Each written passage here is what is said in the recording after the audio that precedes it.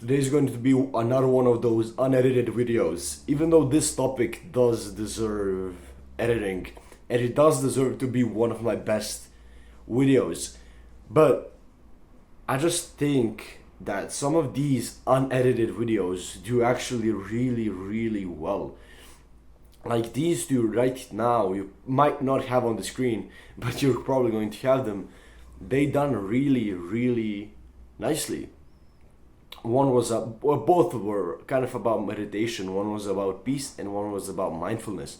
Both of them kind of done fairly well compared to one of my best videos I have ever made, the goal video. You can watch it. It got like 30 views, which is literally nothing for the amount of work I put into that video. So I want to speak about discipline this morning, since it's like really early. I woke up. I'm gonna film this video. I'm gonna edit it, and then I'm gonna post it super early so it can be on time. I want to talk about discipline and how we can discipline our mind and our body to experience and to know when the limit of the pain that we can hold is. How can we do this? We basically know that discipline is basically the concurring motivation and action cycle.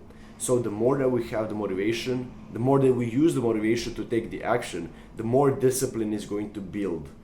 And after a couple of months, for some habits, that discipline is going to instill, and it's going to feel super weird for us to not do that habit. So you can see why it's super useful, because it can take that something really difficult for us to do, like at first working out, to literally becoming one of the favorite things that you might do in your day. This is why people tell that they literally can't think about life without lifting weights. It's because this constant line of discipline that instilled through their life, through their days, and now they just enjoy working out so much that they would rather do it than not do it. And you can build this iron discipline, how I call it, in literally any part of your life. Whether it be maybe you want to improve the relationship with your parents, so maybe if you're not living with them, you call them every single day, or you want to improve a relationship with your brother or sister, you do the exact same. Or I can go on and talk about how discipline can help in every single part of your life. But we didn't come to do that. Right now, we came here to talk about how we can build this discipline. My first video was actually about this, and from there, I will take one or two tips that you can take and totally improve, well, the quality of your life. Because if you change the discipline, your whole life will totally flip over, which is a good thing. So because this does not have any edits, I'm not going to go 1, 2, because it doesn't really make sense, because you will not be able to see it on the screen. That's just my editor mind speaking. But I found one of the most important things you can do is to create either a discipline table or a habit tracker. A discipline table I actually designed myself, and you can have it and see it at the link below. You can see how it looks like. I would highly recommend you go click that right now so you can see it, and you can add all of your habits there. And this can single-handedly help change your whole life, because the more habits that you have, the more those little checkboxes you have.